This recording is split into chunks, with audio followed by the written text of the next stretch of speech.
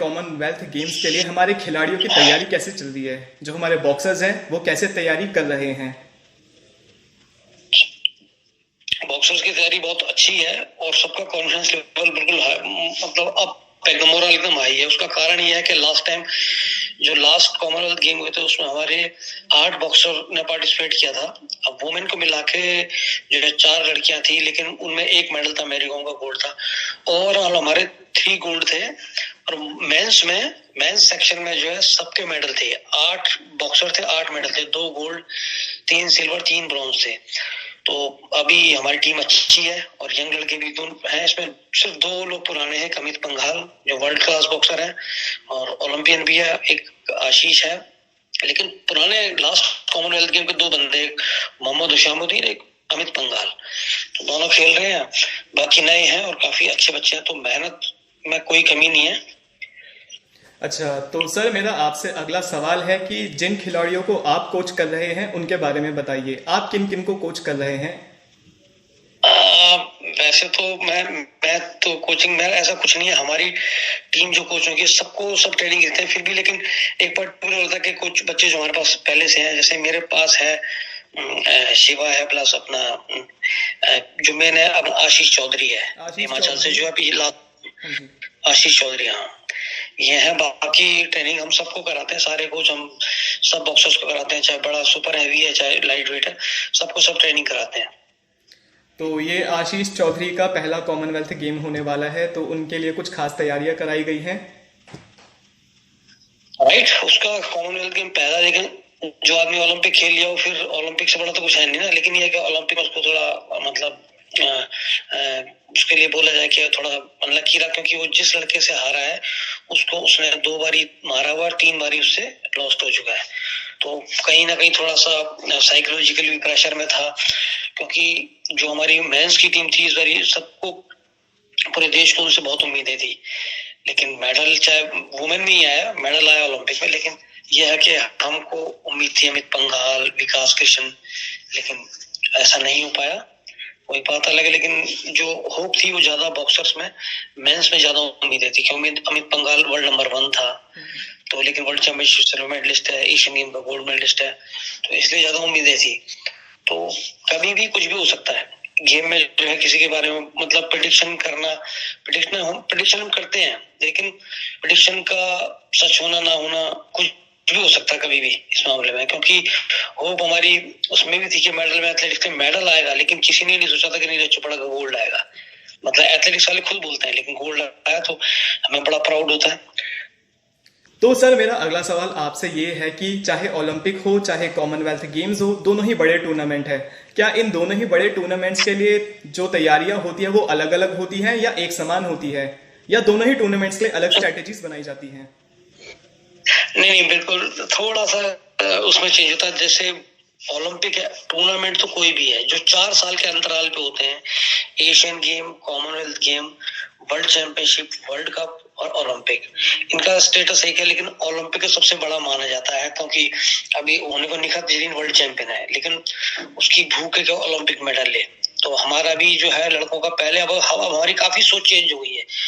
जो साई है, government of India जो बहुत पैसा खर्च कर रही है, और आज की डेट में अगर कोई बॉक्सर या कोई खिलाड़ी बोलता है कि मैं डाइट की वजह से रह गया या मेरे को फैसिलिटीज नहीं मिली, तो वो बेईमानी है, बिल्कुल गलत है।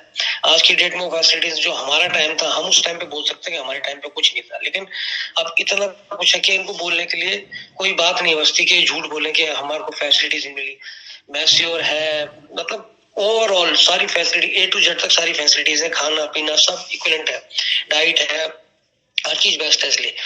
और ऊपर से एक्सपोजर गवर्नमेंट बहुत देख रही है। बीएफआई हमारा बहुत ज्यादा, बॉक्सिंग फेडरेशन ऑफ इंडिया जो उसका उनका भी बड़ा अच्छा रवैया, बहुत अच्छे से उन्होंने कर रखा है। बॉक्सर जो है उनके लिए स्पेशली पैसे दिए कि भाई अगर इनको इंडियन डाइट की ज्यादा जरूरत है तो इनको इंडियन खाना मंगाएं। तो हम इंडियन खाना, हमारे बॉक्सर जो है ऑर्डर करते हैं, इंडियन खाना मंगाते हैं, स्पेशली बाहर से आता है। अच्छा, तो मेरा अगला सवाल इसी से है कि 3 दशक पहले आप खुद एक खिलाड़ी थे, आपने भारत को कई टूर्नामेंट में रिप्रेजेंट करा है, और अब 3 दशक बाद आप भारतीय खिलाड़ियों को कोच कर रहे हैं। तो इस खेल में क्या आपने बदलाव आते हुए देखा है? टेक्निक वाइज हो गया या फिर स्ट्रेटेजी वाइज, फिटनेस वाइज, क्या बदलाव आए हैं? हर चीज में थोड़ा थोड़ा चेंज है। सबसे बड़ी बात तो फैसिलिटीज बहुत ज्यादा हो गई हैं, एक्सपोजर बहुत ज्यादा हुए हैं, तो मोरल सबका हाई रहता है, उनको सबको पता रहता है हमारा कंपटीटर कौन है और किससे हमने कम्पीट करना है। दूसरा फैसिलिटीज का सबसे बड़ा जो मेन मुद्दा है, फैसिलिटीज जैसे एक्सपोजर ज्यादा करना, डाइट मिलना, खाना मिलना, किट मिलना, बहुत ज्यादा अंतर आ गया उस टाइम और अब में, बिल्कुल जमीन आसमान का अंतर है। क्योंकि उस टाइम बिल्कुल कुछ नहीं मिलता था, आज की डेट में बहुत कुछ मिलता है। और सबसे बड़ी बात चीज है कि फाइनेंशियली जैसे स्टेट वाइज जो है, अगर आप गोल्ड लेते हो तो मेडल में पैसा बहुत ज्यादा मिलता है, सेंट्रल गवर्नमेंट भी अच्छा पैसा देती है। इवन हरियाणा, यूपी, दिल्ली, सभी स्टेट्स ने अब धीरे धीरे अपना पैसा बढ़ा दिया है। तो उससे क्या है कि खिलाड़ी को एक हो जाता है कि मेरे को कुछ करना है, और कुछ करता है उसका इनिशिएटिव अगर मिलता है, अगर मैं कुछ कर रहा हूँ और मेरे को उसका तारीफ मिल रही है, मेरे को प्रोत्साहन मिल रहा है, तो ऑब्वियसली मैं आगे बढ़ूंगा और ज्यादा मेहनत करूंगा। तो सबको भूख है। अब पहली वाली बात नहीं कि यार ओलंपिक क्वालिफाइंग कर लिया तो हम सिर्फ मेडल की सोचते थे, अभी सोच बिल्कुल बदल गई है। अभी सबके दिमाग में है कि हमें कलर बदलना है, क्योंकि हमारे 3 ओलंपिक में मेडल आए, एक में नहीं आए। रेसलिंग में कंटिन्यू मेडल आ रहे हैं, चाहे सिल्वर आए चाहे ब्रॉन्ज आए, लेकिन मेडल कंटिन्यू आ रहे हैं। रेसलिंग और बॉक्सिंग दोनों जो है ओलंपिक में अच्छा रिजल्ट कर रहे हैं, इसलिए इनके मेडल अच्छे आ रहे हैं, तो इसलिए इनसे होप है। अब जो है फैसिलिटीज के मामले में, डाइट से लेकर स्पोर्ट्स साइंस की जो भी फैसिलिटीज होती हैं, उस सारी चीजों से लेकर इक्विपमेंट से लेकर किसी भी चीज की कोई कमी नहीं है, बहुत ज्यादा अंतर है। और सबसे बड़ी बात है जो बीएफआई जैसे हमारी बॉक्सिंग फेडरेशन ऑफ इंडिया, वो एक्सपोजर बहुत दे रही है, उससे बॉक्सर को एक्सपीरियंस मिल रहा है, उनका दिल खुल रहा है, वो किसी से हार रहे हैं उसको नेक्स्ट कॉम्पिटिशन में मार भी रहे हैं। और कई बार ऐसा भी हो रहा है कि हम नंबर 1, 2 तो भेज रहे हैं, नंबर 3 भी हमारा लड़का जाके वहाँ वर्ल्ड चैंपियन को मार देता है, ऐसा भी हुआ है। पीछे एक लालबी कीमा लड़का है हमारा, उसने अमित पंघाल से पहले उसने ओलंपिक चैंपियन को मारा था, फिर अमित ने उसको बीट किया बाद में। वो ओलंपिक चैंपियन था, उसको करंट में जाके हमारे एक लड़का नंबर 4 का, तो उसने जाके मार दिया। अभी लालबी कीमा प्रोफेशनल हो गया है। बिल्कुल बिल्कुल। और जो हमारे संजीत हैं, उन्होंने भी चैंपियन को मारा है, ओलंपिक चैंपियन को अपनी मार के मेडल जीता है। नहीं, राइट, ओलंपिक सिल्वर मेडलिस्ट था वो, उसका नाम लेविट है, लेविट को मारा था उसने। और बिल्कुल सेम सिचुएशन में बता रहा, एक्सपोजर के कारण ही सब क्या हुआ। क्योंकि जब संजीत मेरे ख्याल 2017 या 18 में हमारे साथ कजाकिस्तान गया था, तो नया था, तो लेविट का अच्छा नाम था, तो लेविट को उसने पंच मारा, तो लेविट ने उसको बहुत मारा। और संजीत बिल्कुल न्यू था उस टाइम, बिल्कुल न्यू कमर था, एकदम बेबी था। आया संजीत को उसने मार दिया, और सेकंड राउंड में संजीत बाहर आ गया, मतलब आरएससी कर दिया उसको। फिर संजीत बाहर आ गया, कोई बात नहीं, संजीत को बताया कोई बात नहीं, तो अच्छा खेला, जितना खेला बढ़िया लड़ा। और संजीत को बिल्कुल हावी हो गया, बुरी तरह चढ़ गया। लेकिन उसके बाद जब संजीत के 4-5 साल हो गए, और उसके बाद जब एशियन चैंपियनशिप में चेंज गया, संजीत में ग्रो अप हो गया, बॉडी अच्छी बन गई, पावर आ गई, सब कुछ आ गया। संजीत ने उसको जब हरा दिया, तो संजीत को एक जो उसको फीलिंग हुई होगी, वो तो मैं तो समझ सकता हूँ, मैं तो खिलाड़ी रहा हूँ। संजीत ने उसका मारा उसको और गोल्ड जीता एशियन चैंपियनशिप में, तो उसका मुंह इतना सा हो गया लेविट का। जबकि लेविट का एक रिकॉर्ड है कि 5 एशियन चैंपियनशिप में 5 मेडल है उसके, ज्यादातर गोल्ड है, ओलंपिक सिल्वर मेडलिस्ट है, वर्ल्ड चैंपियन भी रहा है पहले। तो लेविट का बहुत अच्छा रिकॉर्ड, लेविट को मारा तो हम मार सकते हैं। वही एक्सपोजर के कारण ही उसे एक्सपीरियंस हुआ। जब बच्चा था, तो वही है, जो नए आते हैं सबको छोड़नी पड़ती है, नहीं तो कोई छोड़ने वाला आता है। बिल्कुल सही। मेरा अगला सवाल इसी से है कि खेल एक ऐसी चीज है जिसमें हार और जीत साथ साथ चलते हैं। हार जीत से खिलाड़ी के जो मेंटल प्रेशर है उस पर भी प्रभाव पड़ता है। मेंटल हेल्थ की हम बातें करते हैं, तो इतने बड़े टूर्नामेंट के दौरान जो मेंटल हेल्थ चीज है, आप कैसे संभालते हैं खिलाड़ियों की? अगर कोई खिलाड़ी प्रेशर में है तो कैसे हैंडल करते हैं? कोच से जो है ना, साइकोलॉजिकली बहुत ज्यादा जुड़ा होता है बॉक्सर से बहुत जरूरी है जुड़ना हमारा। क्योंकि हमको पता होना चाहिए कि पानी पीता है, कोई बॉक्सर के अंदर गमशील नहीं था, गमशील पहनते हम दांत के अंदर, वो गमशील नहीं निकालता, तो वो एक सेकंड जो बड़ा कम, मतलब उसको बड़ा कीमती होता है। क्योंकि हमें वो उसको आते ही बिठाना है, उसकी मसाज करनी है, फिर उसको गाइड करना है कि भाई ये पंच वो मार रहा है, इसका काउंटर तुम ये मारो, या ये पंच तुमको ज्यादा लग रहा है, या तुम ये मार रहे ये उसके ज्यादा लग रहा है, तुम्हारा पॉइंट ऊपर है या तुम नीचे, या तुम्हें रश करना है या तुम्हें कैसे खेलना है, उसको कवर अप करो सब। तो सारी चीज, तो इतनी 30 सेकंड के अंदर हम ये बहुत सारी चीज बता सकते, बस बहुत मामूली सी, मतलब छोटी शब्दों में बड़ा मोटा सा बताना होता है, छोटी थोड़ी सी बात करनी है, और छोटे शब्दों में, कम शब्दों में उसको बहुत सारा कुछ बताना होता है। तो उसलिए जो हमें बॉक्सर से साइकोलॉजिकल हमारा जुड़ा होना जरूरी है, तो उसके बारे में हमें पहले ही पता रहता है, पहले ही हम उससे पूछ भी लेते हैं। वैसे तो हम ऑलमोस्ट इंडिया कैंप में रहते हैं सारे, तो हमारा साइकोलॉजी, लेकिन फिर भी कुछ कोचों का अटेंडमेंट बॉक्स से ज्यादा रहता है। मुझे जैसे मैं रिंग में जाता हूँ तो मेरे को मैं पहले से रहा हूँ तो मुझे पता है कि ये लड़का पानी पीता है, ये पानी सर पे डलवाता है या बर्फ का पानी सर में डलवाता है, नहीं डलवाता है, इसको क्या करना है। कोई बोलता सर मैं आऊंगा तो मेरी टांगे मल देना, मेरे को लास्ट 15 सेकंड में बोलना कि 15 सेकंड रह गए। तो सबका अपना अपना वो जुड़ना बहुत जरूरी है। और मेंटल हेल्थ का जो है वो ये है कि साइकोलॉजिकल, अभी तो साइकोलॉजिकल टीचर हैं आते हैं, लेकिन फिलहाल अभी यहाँ पर नहीं है। लेकिन इससे पहले जो थे इनके साइकोलॉजी टेस्ट भी हुए हैं।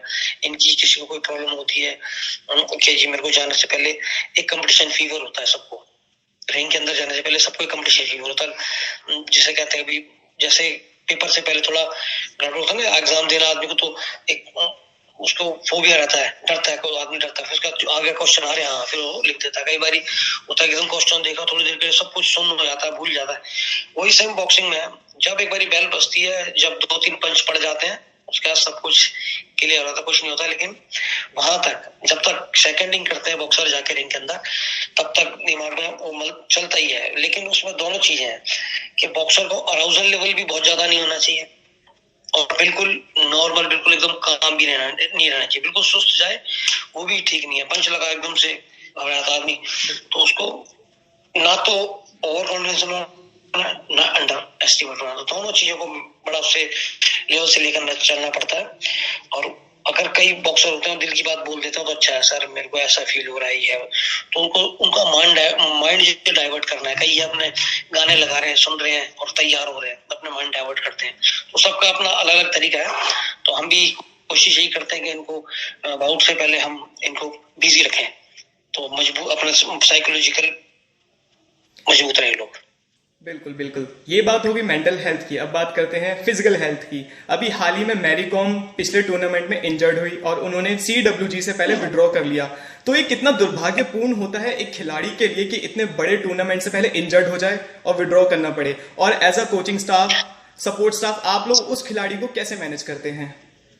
नहीं, ये बहुत सही बात बोली। इसमें ये है कि देखो मैरी कॉम वाला जो किस्सा ना, मैरी कॉम ने जो करना था वो लाइफ में बहुत कुछ अचीव कर चुकी है।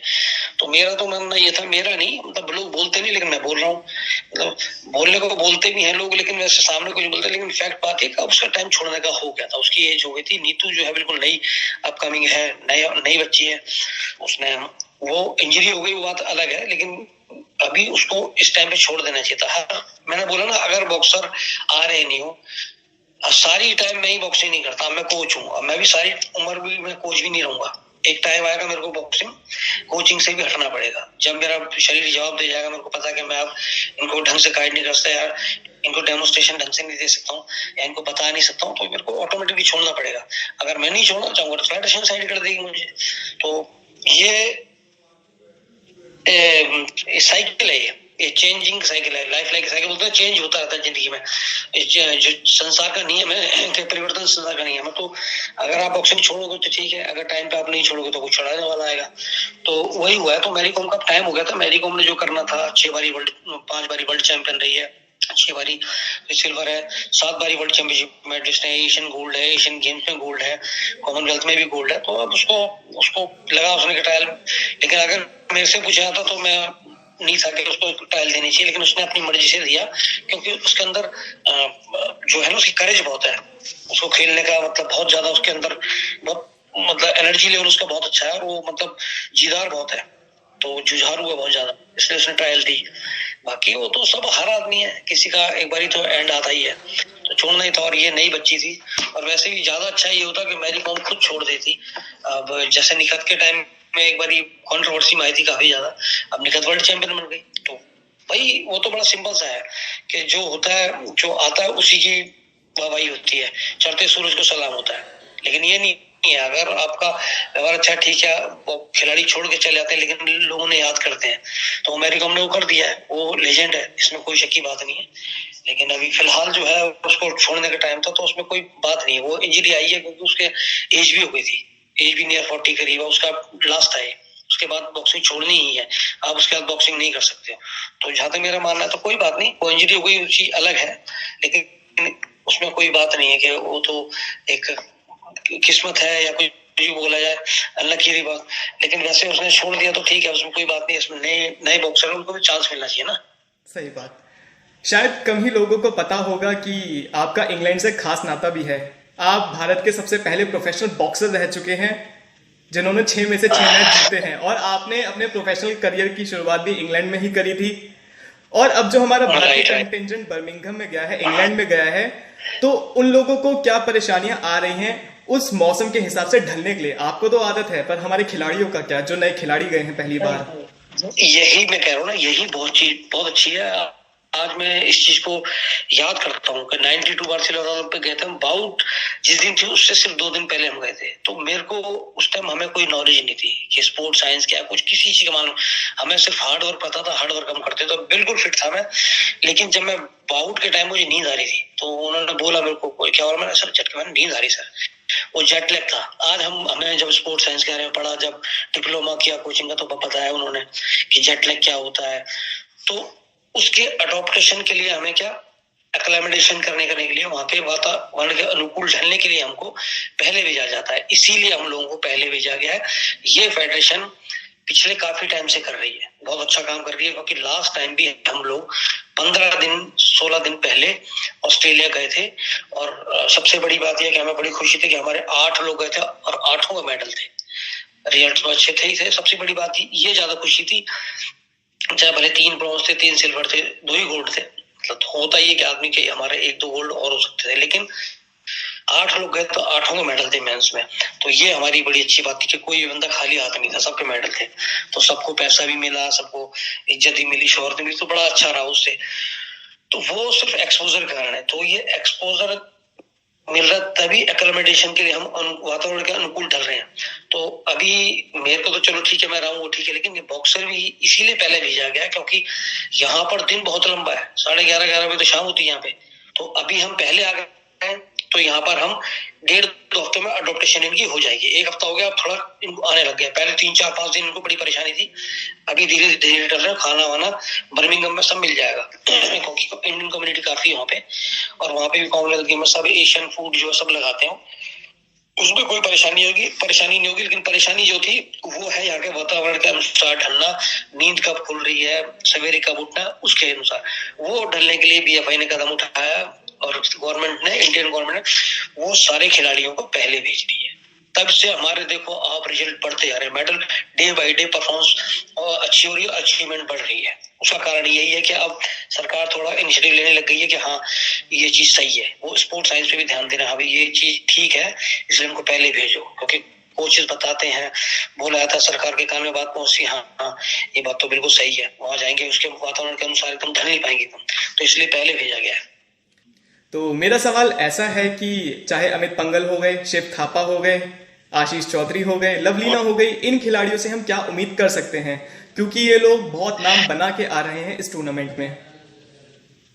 नहीं बिल्कुल देखो सभी तैयारी से आते हैं, कोई भी बगैर तैयारी नहीं आता, लेकिन ये है कि इन लोगों से एक्सपेक्टेशन इसलिए बढ़ जाती है कि पहले तो ओलंपिक क्वालिफाइंग किया, लवलीना का तो मेडल भी है प्लस, और दूसरा क्या, शिवा जो है 2 ओलंपिक खेल चुका ऑलरेडी, एक्सपीरियंस बॉक्सर है। अच्छा, मेहनत करिए। जिन दर्शकों को नहीं पता, मैं बता दूं कि Shiva Thapa youngest Indian boxer है जिन्होंने ओलंपिक के लिए 2012 में क्वालिफाई करा था, यंगेस्ट इंडियन बॉक्सर।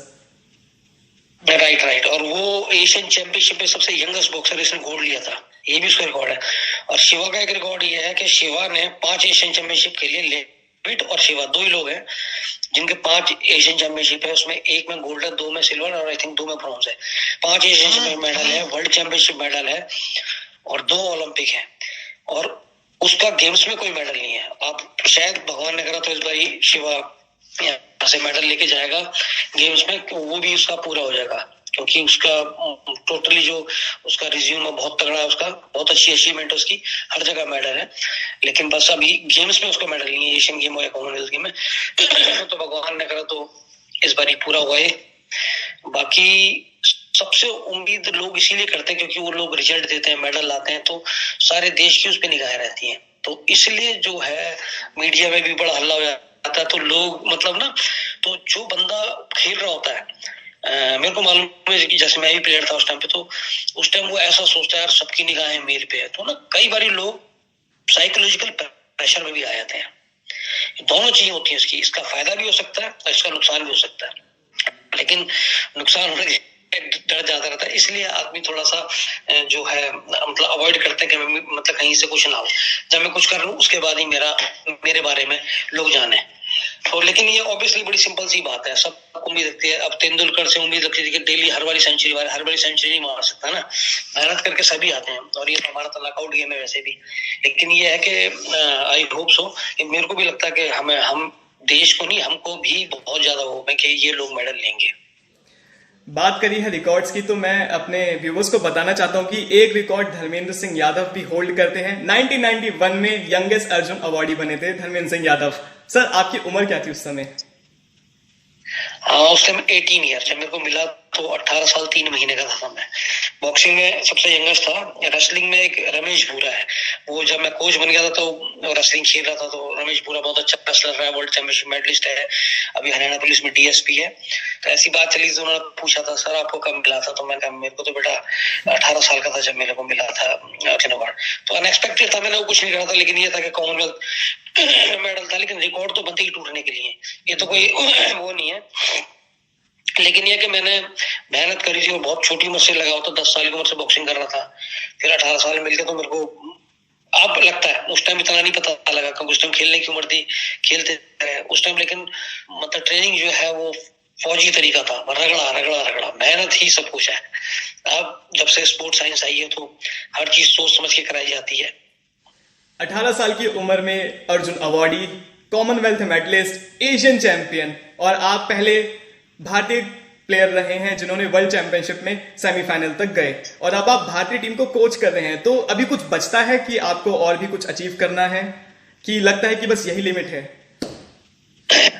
नहीं, जब तक मेरा मानना है कि आदमी को कभी रुकना नहीं चाहिए, किसी चीज के लिए ग्रीडी नहीं होना है। लेकिन क्या है, ये तो यहाँ तो ग्रीडी वाली कोई बात ही नहीं, यहाँ पर तो ये है कि आदमी जब तक दम खम है तो अपने, क्योंकि ये भी देश सेवा है, जैसे देश की सेवा करते हैं या तो मिलिट्री का आदमी करता है, सरहद पे खड़ा हुआ आदमी वो देश सेवा कर रहे हैं, वो भी किसान भी देश की सेवा कर रहे हैं, अनाज उगा रहे हैं। हमारा फर्ज बनता है, हम खिलाड़ी हैं तो हम देश के लिए ज्यादा से ज्यादा मेडल लाएं और बच्चों को मोरल हाई करें, ताकि वो आने वाली जो चेन है वो चेन लगातार चलती रहे। जो बॉक्सर नहीं कर रहे इनके बाद और जो नई पौध आनी है वो अच्छी पा जाए। तो मेरा भविष्य में ये प्रोग्राम है कि मैं हट जाऊंगा, तो मैं सोच रहा हूँ कि नए बच्चों को, छोटे बच्चों को बॉक्सिंग कराऊं, बेसिक से मैं स्टार्ट करूं और ऐसी देश के लिए बहुत तैयार करता रहूं, क्योंकि मेरी फील्ड में मैं अपना काम पूरा करूं। बहुत अच्छा लगा ये सुन के। एक मेरा पर्सनल सवाल है कि धर्मेंद्र सिंह यादव के साथ गोगी, ये नाम कैसे पड़ा? क्योंकि आपने इसी नाम के साथ खेला भी है।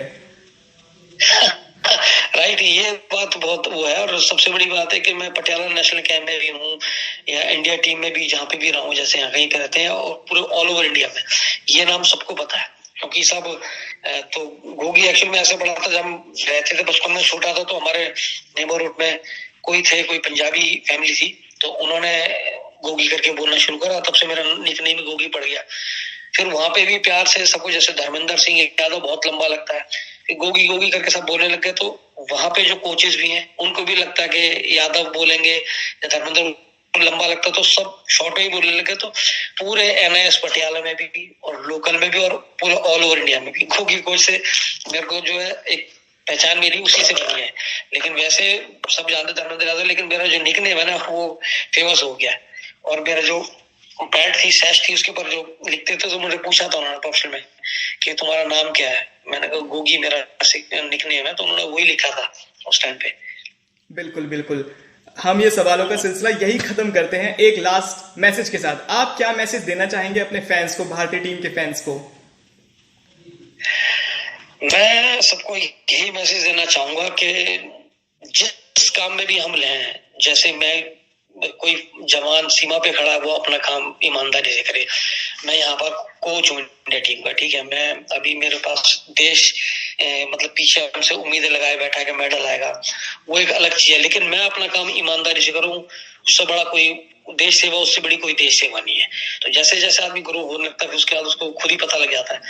तो बड़ा छोटा सा मैसेज है कि एक तो फिट रहे और मेहनत करें, अपने शरीर को जरूर टाइम दें, क्योंकि जब आप फिट हो तभी आप दूसरों को गाइड कर सकते हो या कुछ भी कर सकते हो दूसरों के लिए, और अपना काम ईमानदारी से करें। शुक्रिया सर, आपसे बात करके बहुत अच्छा लगा। अपना कीमती समय देने के लिए धन्यवाद। और मैं चाहता हूं कि हमारी भारतीय टीम है वो बहुत अच्छा प्रदर्शन करे, सभी यही चाहते हैं। All the best. Thank you.